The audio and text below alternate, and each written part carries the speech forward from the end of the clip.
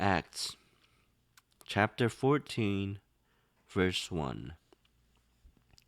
In Iconium. At Iconium, Paul and Barnabas went as usual into the Jewish synagogue. There they spoke so effectively that a great number of Jews and Gentiles believed.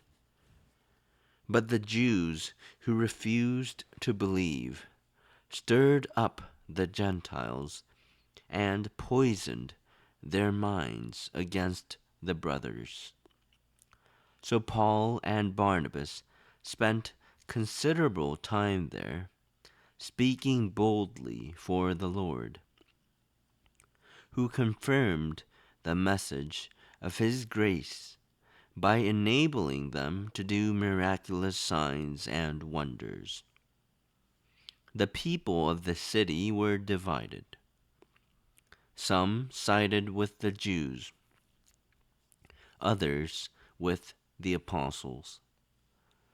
There was a plot afoot among the Gentiles and Jews, together with their leaders, to mistreat them and stone them. But they found out about it and fled to the Lycaonian cities of Lystra and Derbe,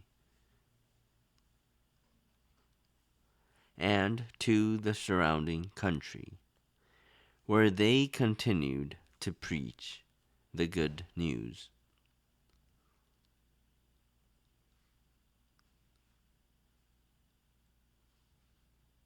In Lystra and Derbe. In Lystra there sat a man crippled in his feet, who was lame from birth and had never walked.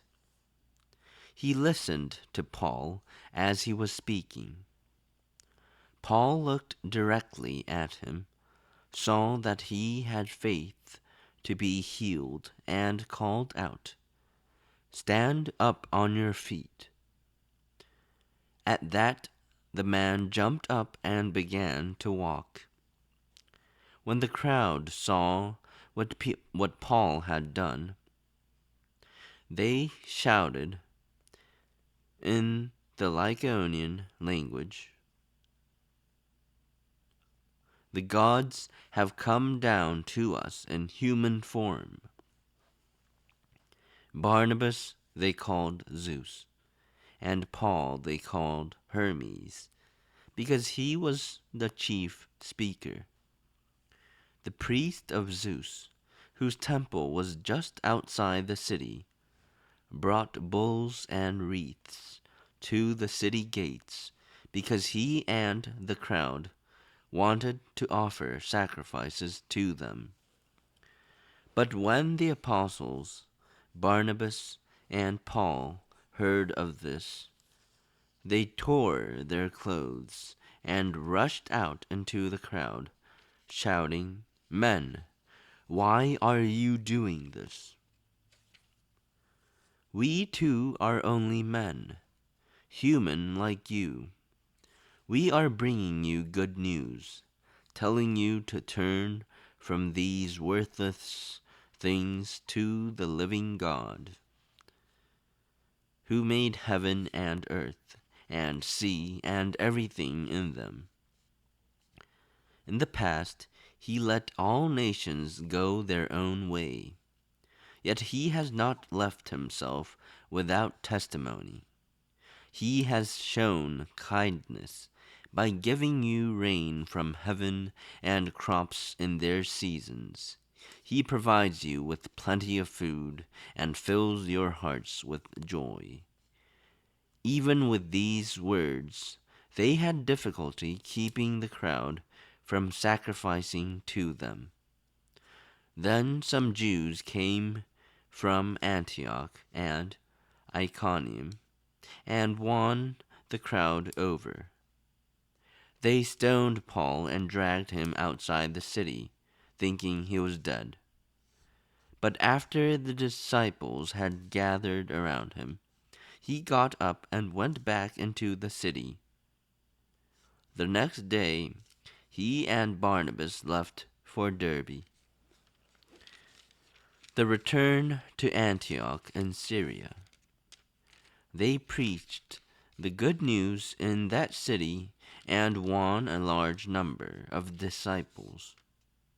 Then they returned to Lystra, Iconium, and Antioch, strengthening the disciples and encouraging them to remain true to the faith.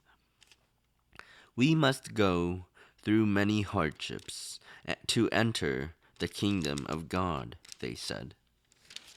Paul and Barnabas appointed elders for them in each church, and, with prayer and fasting, committed them to the Lord, in whom they had put their trust.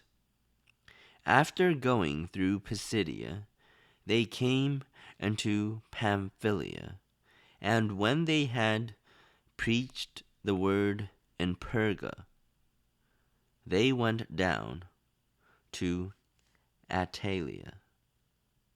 From Attalia, they sailed back to Antioch, where they had been committed to the grace of God for the work they had now completed. On arriving there, they gathered the church together and reported all that God had done through them and how he had opened the door of faith to the Gentiles. And they stayed there a long time with the disciples.